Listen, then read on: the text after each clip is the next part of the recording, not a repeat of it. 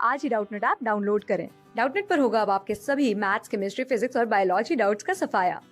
बस अपने क्वेश्चन की फोटो खींचो, उसे क्रॉप करो और तुरंत वीडियो सोल्यूशन पाओ। Download now. यहाँ पर हमें बताना है कि कोई पेशेंट अगर कार्बन मोनोऑक्साइड से एक्सपोज हो जाए तो इसे क्यों एक्सट्रीमली डेंजरस कहा जाता है और क्यों ये फेटल हो सकता है या किल कर सकता है पेशेंट को। तो यहाँ पर सबसे पहले हम डिस्कस करते हैं। हमें पता है कि हेमोग्लोबिन हमारे ब्लड में पाया जाने वाला एक आयरन कंटेनिंग पिगमेंट होता है या एक प्रोटीन होता है जो हमारी बॉडी में मेन रेस्पिरेटरी पिगमेंट की तरह फंक्शन करता है।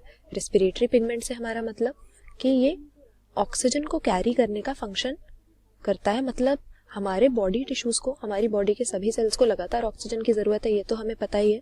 तो हमारा रेस्पिरेटरी सिस्टम और हमारा ब्लड वैस्कुलर सिस्टम यानी हमारा सर्कुलेटरी सिस्टम, दोनों हमारे बॉडी टिश्यूज की जो ऑक्सीजन की नीड है उसको पूरा करने के लिए साथ में वर्क करते हैं।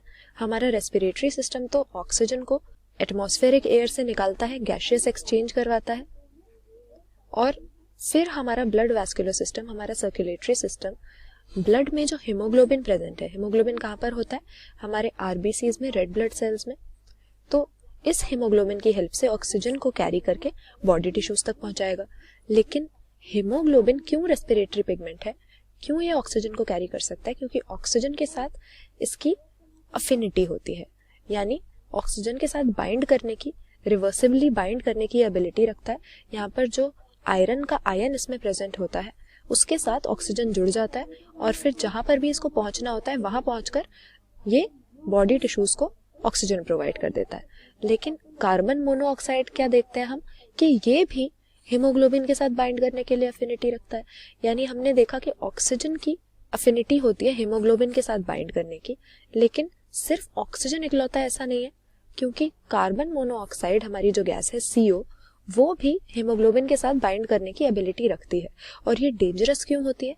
क्योंकि इसकी जो अफिनिटी होती है हीमोग्लोबिन की कार्बन मोनोऑक्साइड के लिए ऑक्सीजन से भी ज्यादा होती है, और कहा जाता है जनरली कि 200 से 250 गुना ज्यादा कार्बन मोनोऑक्साइड के लिए हीमोग्लोबिन की अफिनिटी होती है।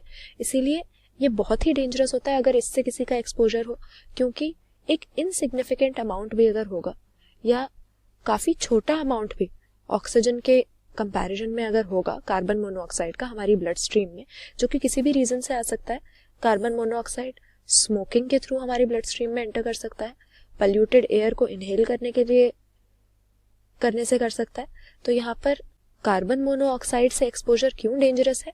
क्योंकि फिर हमारे हीमोग्लोबिन के साथ ये ऑक्सीजन को बाइंड नहीं करने देगा और खुद इसके साथ बाइंड कर जाएगा, बॉडी टिश्यूज तक ऑक्सीजन पहुंचना बंद हो जाएगा। तो यहाँ पर करेक्ट आंसर हमारा क्या है कि ये आरबीसीज को रेस्पिरेटरी फंक्शन करने के लिए अलाउ नहीं करता। ये हम सही कर देंगे, क्योंकि ऑक्सीजन के साथ जब हेमोग्लोबिन जुड़ जाता है हमें मालूम है उसको हम ऑक्सी हेमोग्लोबिन कहते हैं, लेकिन जब कार्बन मोनोऑक्साइड के साथ जुड़ जाता है इसे हम कार्बोक्सी हेमोग्लोबिन कहते हैं, जैसा यहाँ पर लिखा हुआ है। और इसके बन जाने से आरबीसीज रेस्पिरेटरी फंक्शन नहीं कर पाते, क्योंकि आरबीसीज में हेमोग्लोबिन प्रेजेंट है। लेकिन फिर हेमोग्लोबिन से कार्बन मोनोऑक्साइड जुड़ गया तो ऑक्सीजन नहीं जुड़ पाता, और रेस्पिरेशन की जो प्रोसेस है यानी बॉडी टिश्यूज तक ऑक्सीजन पहुंचाने की, वो कंप्लीट नहीं हो पाती। एक रेस्पिरेटरी पिगमेंट की तरह हेमोग्लोबिन एक्ट करना बंद कर देता है। तो यहाँ पर ये सही आंसर हम मार्क कर देंगे, क्योंकि बाकी अगर देखें पहले में लिखा है कि हेमोग्लोबिन के साथ ये कार्बोक्सी हेमोग्लोबिन बनाता है जो ब्लड को क्लॉट कर देता है, तो ये गलत बात है। यहाँ पर सर्कुलेशन तो ब्लड की बराबर चलती रहती है, ब्लड की क्लॉटिंग नहीं होती, लेकिन इस सर्कुलेटिंग ब्लड में कार्बन डाइऑक्साइड कैरी हो रहा होता है, ऑक्सीजन नहीं हो पाता है। तो ये रीजन है।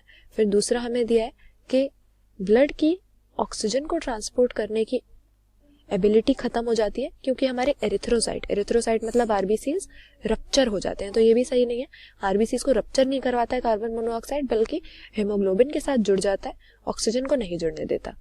थर्ड में भी यही लिखा है कि ये हेमोग्लोबिन के स्ट्रक्चर को मॉडिफाई कर देता है और ऑक्सीजन के लिए उसकी अफिनिटी नहीं रहती।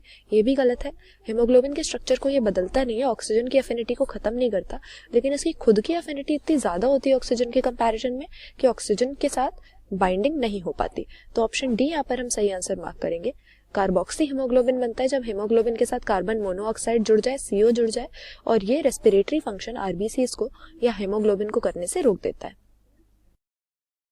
क्लास 6 से 12 से लेके नीट, IIT, जेईई मेंस और एडवांस के लेवल तक 10 मिलियन से ज्यादा स्टूडेंट्स का भरोसा। आज ही डाउनलोड करें डाउटनेट ऐप या व्हाट्सएप कीजिए अपने डाउट्स 8400 400 400 पर।